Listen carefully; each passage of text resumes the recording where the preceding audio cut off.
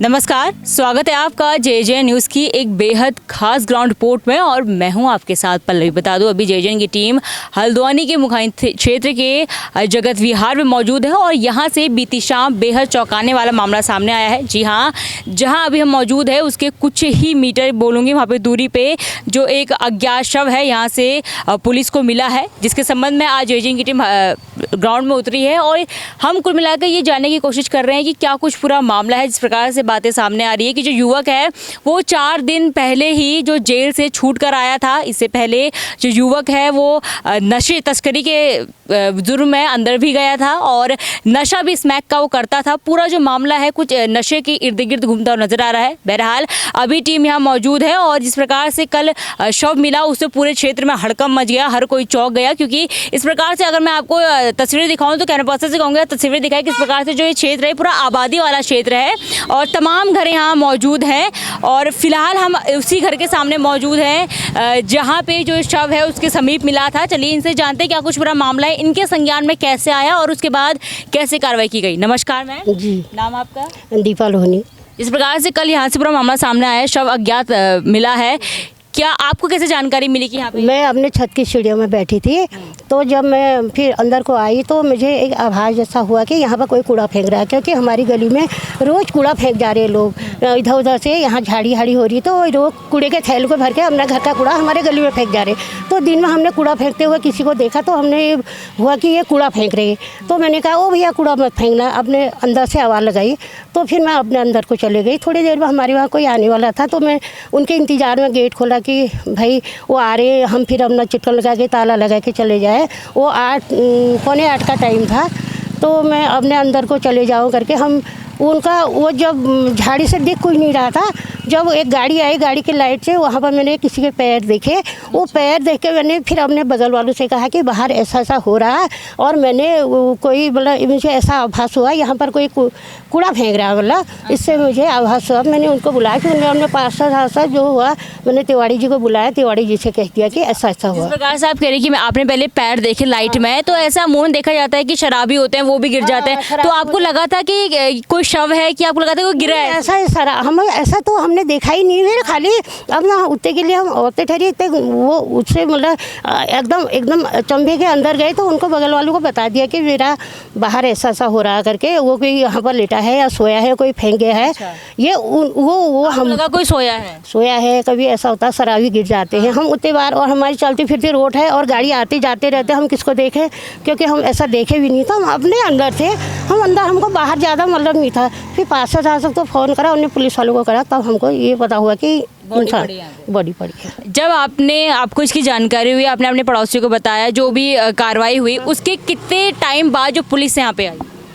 ये तो मैंने बाहर को नहीं देखा ना, फिर मैं अपना पूजा पाठ में लगभग फिर भी मैं पूजा पाठ करने में लगे थे। हमने पूजा पाठ नहीं करी तो हम अंदर को चले गए। फिर ऐसा बाहर मैंने ज़्यादा ध्यान नहीं दिया। हाँ 15-20 मिनट लग सकते हैं, 25 मिनट मान के चलो, क्योंकि पुलिस वाले फिर टिकने लग गए थे। जिस प्रकार से ये घटना हुई है आपके घर के थोड़ा सामने यहाँ पे घटना हुई है, डर लगता है इस प्रकार से बार बार घटनाएं सामने आती हैं, शव मिल रहे, गैस शव मिल रहा, डर लगता है? ऐसे डर जैसे भी नहीं लगती है। डर लगने का ये मकसद है, हम सब लोग डर जाएंगे तो ऐसी घटना होते रहेंगे, ठीक है। तो हम जब थोड़ा हिम्मत करेंगे, अगले इंसान को थोड़ा सबक देंगे, तो अपना मोहल्ले को जागृत करेंगे, तो हमें ऐसी डर नहीं लगती है। क्यों डर लगने, हम क्यों डर, हम निर्दोष इंसान को हमको क्या डर लगती है। हम तो रोड में चलते हैं, लोगों से कहते हैं शराबी के हम हल्ला मत करो, क्योंकि बहुत बार ऐसा होता है ना, जैसे इस प्रकार की जो घटनाएं होती है, शव मिल गया तो लोग इस कारण भी पुलिस को नहीं बताते कि हम ना फंस जाए, हम पे ना आ जाए, तो इस प्रकार का भी बात नहीं, वो 7:30 बजे के 12 बजे के टाइम होता है, 1 बजे का टाइम होता है। हम शायद कहते हैं कि हमें भी वो डर लगती है, ये लगती है। 7:30 अंधेरा भी नहीं हुआ था ढंग से। हाँ, टाइम कितना था? 7:45 का टाइम होता है। जो समय उत्तरांचल समाचार आते हैं, उन समाचार सुन के मैं बाहर आई थी, तब हो रहा था यहाँ ये ऐसा हुआ। हाँ, ऐसा हम वो सीढ़ी में बैठे थे, मैं और बगल वाले, ऐसा हम अपनी बातचीत में सबसे पहले आपने रोशनी से गाड़ी की रोशनी से देखा। मैंने गाड़ी की रोशनी से पैर देखे, क्योंकि हमारे जो जवाई आने थे, हम उनको देखने के इंतजार में थे कि हम आएंगे, चिट्ठा लगाएंगे, एड बंद कर देंगे करके, ये था हमारा। ठीक है, धन्यवाद। तो जिस प्रकार से आपने सुना कि महिला साफ तौर पे कहती नजर आ रही है कि जो एक रोशनी पड़ी बाइक की या किसी भी गाड़ी की, उसकी ओर से इनको, उसकी मदद से इनको पैर नजर आए। इसके बाद इन्होंने जानकारी अपने पड़ोसियों को दी, फिर पार्षद को बात सूचना गई। इसके बाद जो पुलिस है वो तकरीबन 25 मिनट या आधे घंटे के लम्हे में आ गई होगी। लेकिन वही अगर मैं आपको जानकारी के लिए बता दूं तो जो मृतक युवक है उसका नाम शानू कार्की बताया जा रहा है और वो गोविंदपुर गढ़वाल का रहने वाला है। और बता दूं, जिस प्रकार से मैंने आपको पहले भी बताया था कि ऐसी भी जानकारी सामने आ रही है कि जो मृतक युवक है वो स्मैक का नशा करता है। इससे पूर्व में भी वो स्मैक तस्करी या नशे की तस्करी के चलते जेल जा चुका था और 4 दिन पहले ही वो जेल से छूट कर आया था। उसके बाद इस प्रकार की घटना होना, उसका शव मिलना थोड़ा रोचक असमंजस की स्थिति है कि क्या युवक नशे के चलते इस प्रकार की उसके साथ घटना हुई या नशे की जद में आके इस प्रकार की जो घटना उसके साथ हुई है।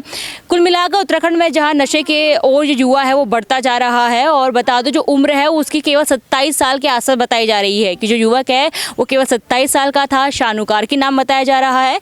तो कुल मिलाकर जो नशा है वो उत्तराखंड में बढ़ता जा रहा है, उसके चलते इस प्रकार की भी जो घटनाएं हैं वो देखने को मिल रही है और बेहद ही संवेदनशील ये मामला है क्योंकि इस प्रकार से जैसे मैंने आपको बताया कि कैमरा पर्सन से मैंने कहा था तस्वीरें आपको दिखाएं कि पूरा ये आबादी वाला क्षेत्र है, यहाँ लोग रहते हैं और इस प्रकार की जो घटना होती है थोड़ी सी इसमें जो संवेदनशीलता है वो दिखानी चाहिए। और जिस प्रकार से पुलिस की ओर से त्वरित कार्रवाई की गई, जिस प्रकार से महिला ने भी बोला, क्योंकि अमूमन इस प्रकार की घटनाओं में लोग डरते हैं कि हमारा नाम कहीं ना आ जाए बीच में।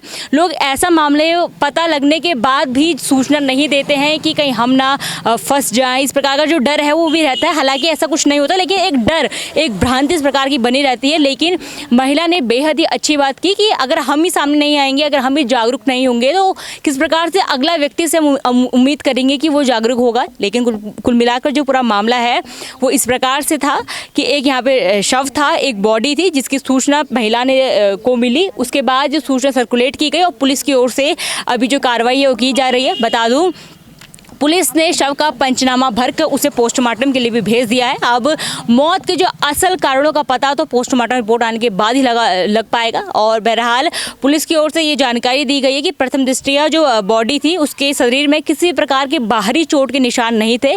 तो इस प्रकार से जो पूरी गुत्थी है वो उलझी हुई है कि आखिर जो मौत है उसका कारण क्या है। लेकिन पोस्टमार्टम रिपोर्ट आने के बाद ही पूरा जो मामला है वो अच्छे से खुल पाएगा और जो पूरा जो मामला है उससे जुड़ा हर अपडेट आपके सामने जेजेएन लेके आएगा। जेजेएन इसमें पूरी अपनी नज़र बनाए हुए है, तो इससे जुड़ा हर अपडेट देखने के लिए आप देखते रहिए जेजेएन न्यूज़।